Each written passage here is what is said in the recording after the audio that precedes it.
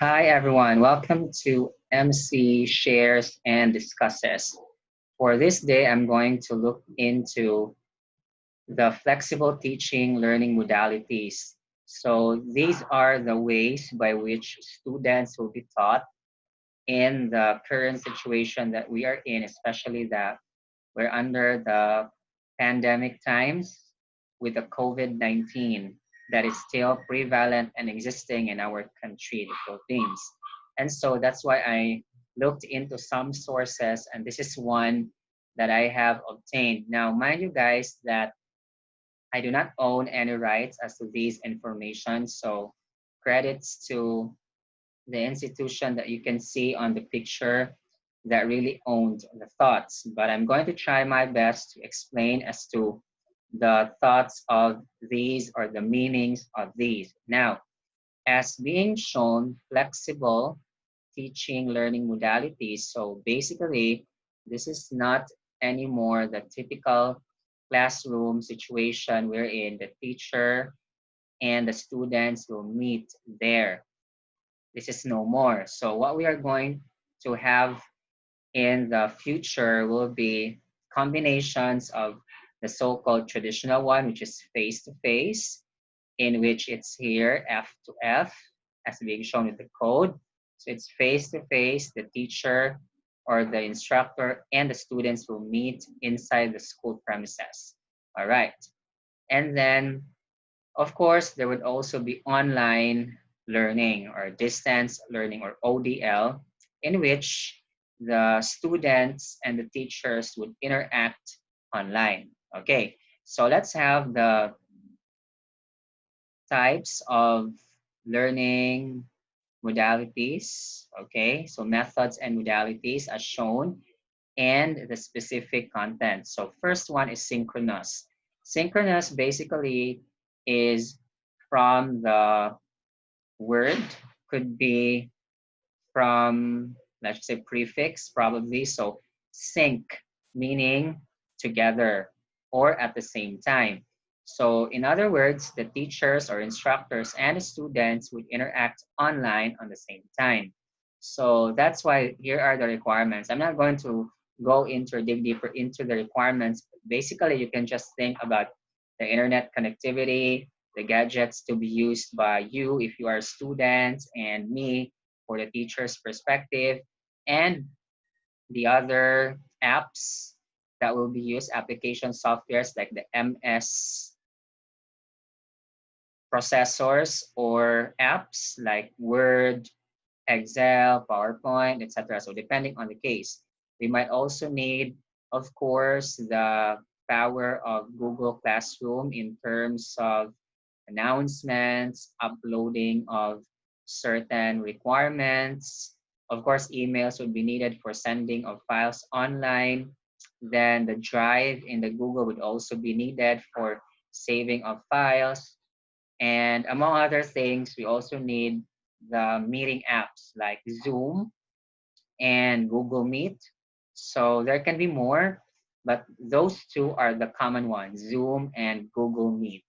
Okay, so those are the normal things that would be needed. Now, the more that there is sync or the more that we are going to do it together, so the more that we need internet connectivity that is reliable, if not super stable. Okay, so that's it for synchronous. Another one is asynchronous.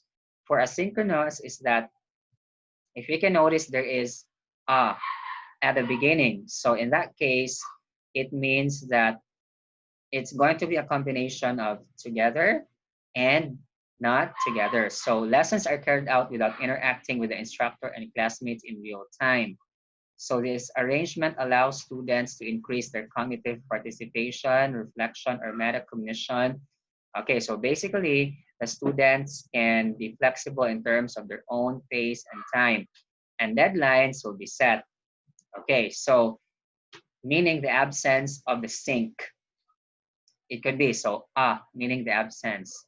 So you also need again internet, gadgets, the softwares or application softwares or apps, then other learning materials. Okay, so that's it for asynchronous. For asynchronous, so clearly you can see here it's without the or the meeting apps. So those are the missing items in asynchronous. Okay, F2F is the usual that we know of before, even prior to pandemic. If you have F2F in the current time, so that's going to be, of course, in accordance to the safety protocols. Protocols, by the way, means rules. So the rules to be set by our governmental regulatory authorities or agencies. So that's needed. And then especially, for example, the LGUs, the DOH, Department of Health, and the IATF, so the Interagency Task Force. The different local government units would be interacting with each other as a whole.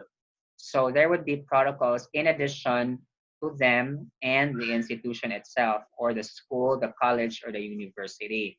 So in that case, we need face masks, we need alcohol, disinfectants, and sanitizers if needed. Okay, so among the first three, probably this one, F2F, is the one that you really know of for sure. The fourth one is blended learning. So blended learning is combination of the online distance learning and the F2F. Okay, so in that case, there would be combinations. I think the directive is on blended learning. I could be wrong in other institutions, but I'm not even speaking in behalf of this institution, but if we talk about college or tertiary level or university or state university or college, even sectarian or non-sectarian, probably the directive is on blended. So it will be a combination of online and face-to-face. So based on the things that I've mentioned a while ago, those things will be needed for blended. Now, that also depends upon the cases that you will have or we will have in our respective localities. So if, for example, the locality is safe, so it would be now face to face. For some, it would be blended. For some, probably it would be online. So it's going to depend again. So for sure, the institution would be communicating. And finally, that is offline or modular. So in this case, clearly offline. So no internet connection. The students will not be there face to face in the school. Instead, the students, because in college, they are grown ups, the students are already of legal ages. So probably they can just get by batch or perhaps as certain number of groups, or it could be that they're going to be there by batch and going to get certain documents good for, let's say, a week or so or a month, probably depending on the school.